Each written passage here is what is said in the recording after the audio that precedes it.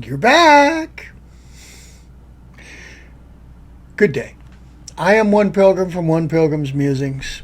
Welcome on in, members of the army of the Lord, friends old, friends new, believers, unbelievers alike.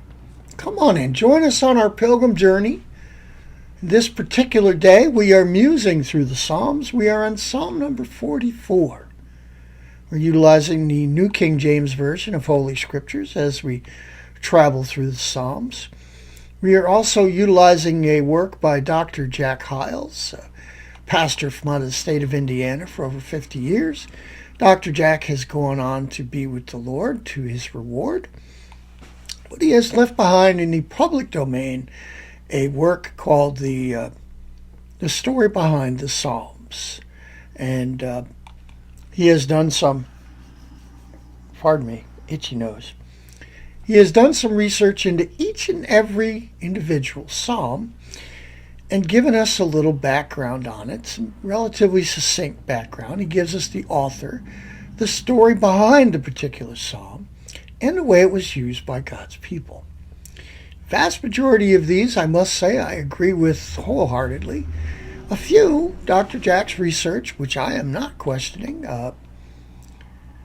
it's down a slightly different track than seems to be the common commentaries on particular psalms. I am not calling either one incorrect.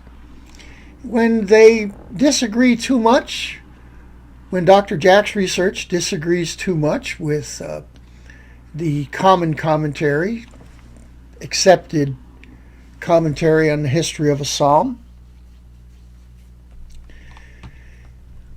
I'll let you know, and we'll compare and contrast just a little bit without taking too much time. And because we are trying to learn here, so sometimes succinctness has to be replaced by completeness. Not that we ever completely know the Word of God, but we're trying to learn and grow here. And sometimes a devotional needs to be a little longer.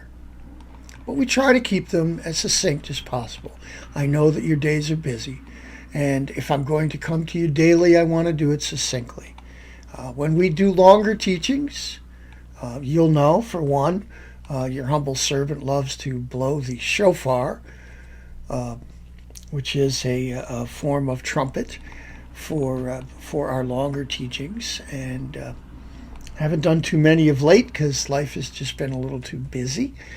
But we will be doing more, and when we do that, you'll know, because I'll tell you it's going to be a little longer teaching. But our daily musing through the Psalms, usually I try to keep under 15 minutes, and we'll try to do that again today. So, without further ado, I give you Psalm 44.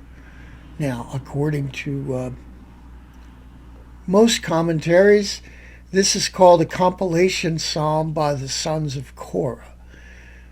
Dr. Jack's research gives us a little bit different, so let's see what he has to say. Now, several possibilities, according to Dr. Jack, have been projected, and it is, obviously, you'll see as we read it, it is a captivity psalm sung from captivity. Now, because of this, Dr. Jack says its actual author could have been Daniel, Ezekiel, Ezra, Nehemiah, or any one of a number of men who might have been priests at that time, and members of the priesthood who would have created or compiled the Psalms, or it may have been written by a few people and edited and compiled by someone in particular. We just don't know. But it was obvious from what is written in it that it was written by someone who was alive during the captivity in Babylon. So, the nation of Israel had been taken, of course, by Nebuchadnezzar, king of Babylon, and they spent a little over 70 years in that captivity. And it was while in that captivity, 500 miles from Jerusalem, that this psalm was written. You'll notice the sad statement when we read it, contained in verses 1 and 2. The people in bondage could say only that they had heard with their ears. Their fathers had told them of the great things that God had done. They themselves, however, had never seen such miracles or victories. In verses 9 through 14, we'll read that there is mention of their captivity, and you'll see the deplorable conditions in in verse number 22. Oh, how the people longed to return home. How they longed to see their beloved city, to rebuild the temple, to rebuild the walls around the city, and to be a part once again of their wonderful homeland. But there they sit, 500 miles from home, lamenting their predicament and longing for restoration.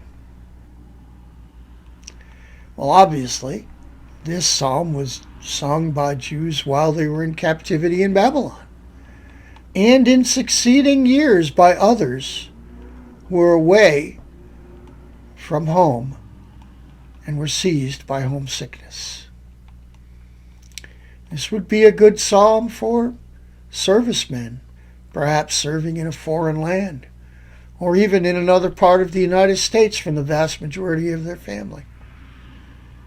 Or for college students or others who find it necessary to be away from their beloved homes and families and find a hunger of their heart to return to them. So let's take a look at Psalm number 44.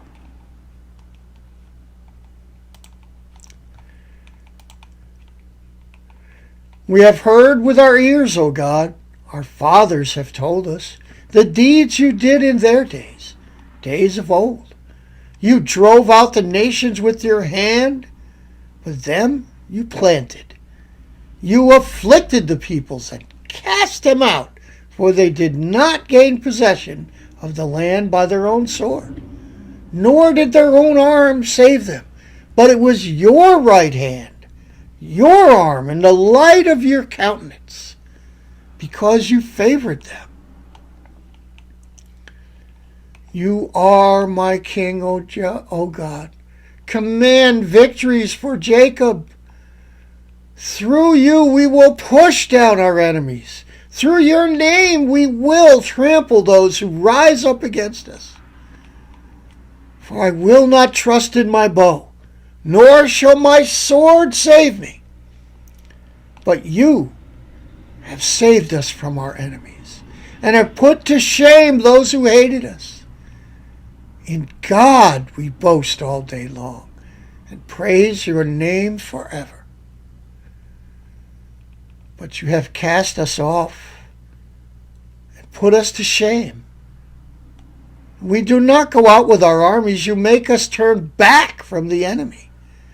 And those who hate us have taken spoil for themselves.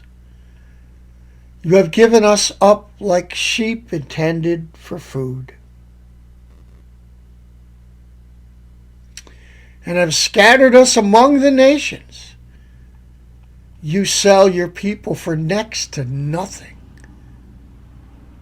and are not enriched by selling them. You make us a reproach to our neighbors, a scorn and a derision to those all around us. You make us a byword among the nations, a shaking of the head among the peoples. My dishonor is continually before me, and the shame of my face has covered me.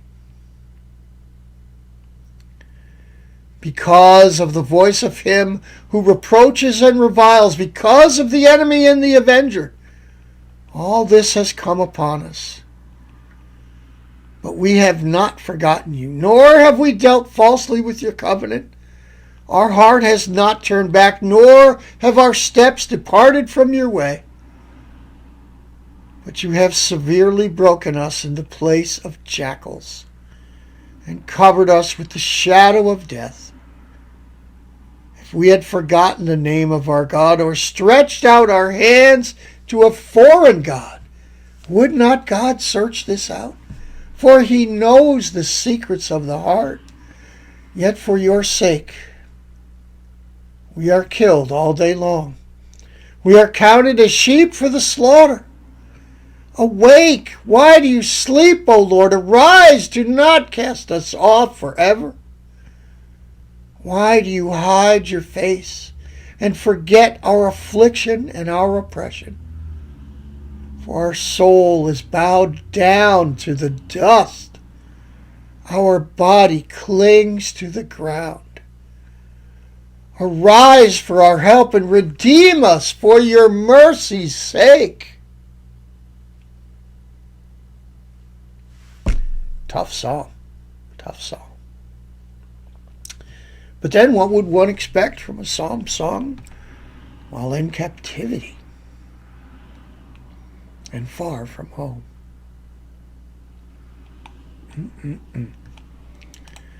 Well, fellow pilgrims, may the Lord bless you and keep you.